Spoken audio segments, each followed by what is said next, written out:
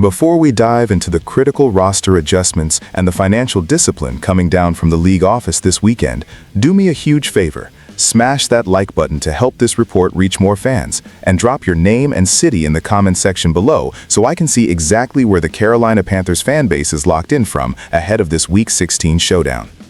We are looking at a pivotal moment in the schedule as the team prepares to host the Tampa Bay Buccaneers, and the front office has been working overtime to patch up a roster that is suddenly thinning out at key positions.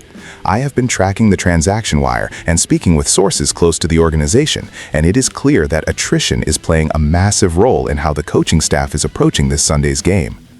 The Carolina Panthers have officially reinforced a couple of position groups where they are dangerously thin due to injuries, executing 2 standard elevations from the practice squad that tell us a lot about their concerns regarding player availability. The team has elevated guard Saahdiq Charles and linebacker Isaiah Simmons from the practice squad to the active roster for this matchup. These moves are not just procedural, they are a direct response to a frightening injury report that has left the offensive line and the middle of the defense exposed. When you look at the offensive line, the anxiety in the building is palpable. While no guards are explicitly expected to sit out, the reality of the situation is that the trench warfare has taken a toll on this unit.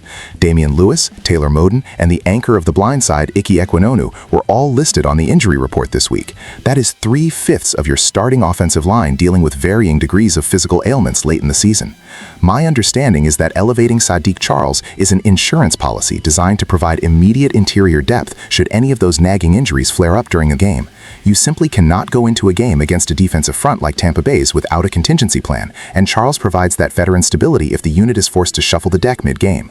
The situation is even more definitive on the defensive side of the ball. I have been told that inside linebacker Trevin Wallace and defensive tackle Tershawn Wharton have been officially ruled out for this week. Losing Wallace is a significant blow to the run defense and the communication in the middle of the field. His spot at middle linebacker is expected to be taken by Cloden Sherilis, a young player who will have to step up in a major way.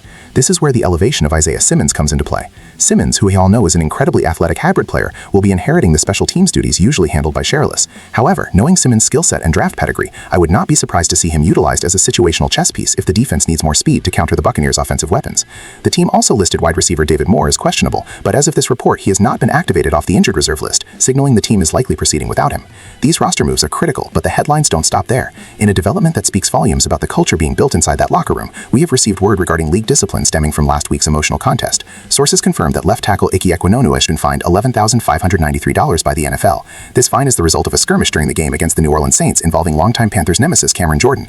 Now, while nobody wants to lose money, the context here is vital for fans to understand. Ekwonu was not fined for a dirty play in the traditional sense. He was fined for retaliating against Jordan after the Saints defensive end pushed quarterback Bryce Young on the sideline.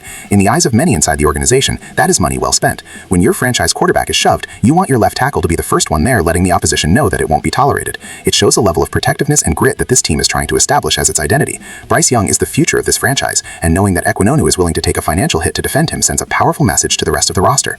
However, Ekwonu's status for Sunday remains the biggest concern, as he is officially listed as questionable with a knee injury. His availability is arguably the most important variable for the Panthers offense this week. In addition to the Ekwonu news, there was another substantial fine handed down to the Panthers secondary. Cornerback Mike Jackson has been fined $20,611 for a helmet-related penalty. Interestingly, this specific infraction was not flagged during the game against Saints wide receiver Chris Olave, but upon league review, they deemed the hit dangerous enough to warrant a significant financial penalty. That is a steep price to pay, over $20,000, for a play that didn't even draw yellow cloth on the field. It highlights the NFL's continued crackdown on helmet-to-helmet contact and the scrutiny placed on defensive backs in today's game.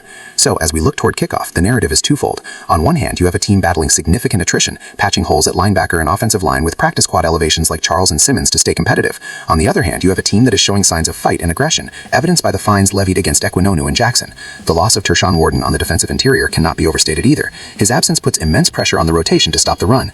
But ultimately, all eyes will be on that offensive line warm-up. If Ekwonu cannot go, the ripple effect on the protection scheme for Bryce Young could be disastrous, making that Saahdiq Charles elevation look like a stroke of genius by the front office. The depth chart is being tested. The bank accounts are a little lighter due to fines, but the mentality of the team seems to be hardening. Sunday will be a true test of their depth and their resilience.